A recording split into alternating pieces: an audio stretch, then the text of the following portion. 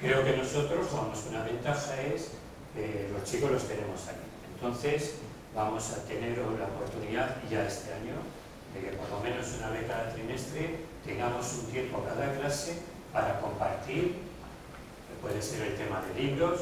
Ya en la cartelera del centro están apareciendo ofertas de chicos que quieren que sus libros, que sus alumnos para este año ya válidos, pues que se puedan compartir con otro compañero o otras cosas, ¿eh?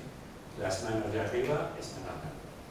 Y termino, creo que es agradecer que ustedes hayan hecho ese hueco en la agenda para estar en este momento, y si les hemos aportado algo, pues muchas gracias. Y como hay que acabar bien, estos son los protagonistas. Gracias.